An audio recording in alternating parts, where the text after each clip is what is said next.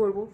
তারপরে তো আমাদের বিপত্তারিণী পুজো চলে এসছে। এখন আর কালো কালো কার কিছু পরা, মানে কালো কারটা আর পরা যাবে না, এখন লাল হচ্ছে আমাদের ডুরি। তো খুব ভালো লাগে। আর মেন জিনিস কি জানো তো, মেন জিনিস হচ্ছে আমাদের ওখানে যে বানানো হয়, যেরকম হাতে ব্রেসলেট হয় না, বুঝতে পারছো? যেরকম হাতে ব্রেসলেট হয়, তো সেই রকম তৈরি হয়। আর সেরকম তৈরি হয়। আর মানে একমাত্র আমি বিপত্তারিণী পুজোর দিন আমি দেখিনি, আমি এটা দেখছি দুর্গা পুজোর সময়। তখন ওই 13টা গাঁট দেওয়া দিয়ে ওটা তৈরি করা হয়।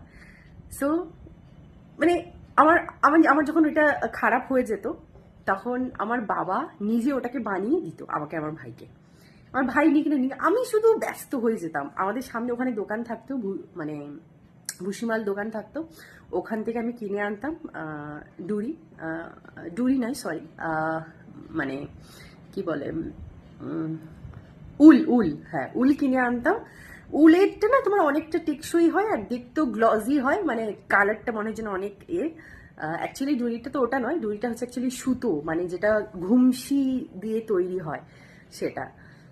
তো ভীষণ ভালো, এখন বাবা বানাতে পারে, মানে বানিয়ে দেয়, সেই কথাগুলো মনে পড়ছে। আর অ্যাকচুয়ালি বিপত্তারিণী পুজো, আমি আমার মতো অনেকেও আছে হয়তো, পুজো তো আমরা পুজো দিই, এখন আমরা বড় হয়ে গেছি যে এটা কি কারণে পুজো হয়, বিপত্তারিণী জিনিসটা কি, এটা আমরা এখন বুঝি, ঠিক আছে। কিন্তু ছোটবেলাতে এত সব কিছু বুঝতাম না। ছোটবেলায় ভাবতাম যে রুড়ি পড়তে হবে, ওটা ওটা ওটা ওটা চাই, প্রসাদ দাও না দাও, ওটা চাই, ওটা পড়তে হয়। মানে হাতে এরকম ডুরি না পড়লে হচ্ছে না, ওটা চাই, এনি হাউ চাই।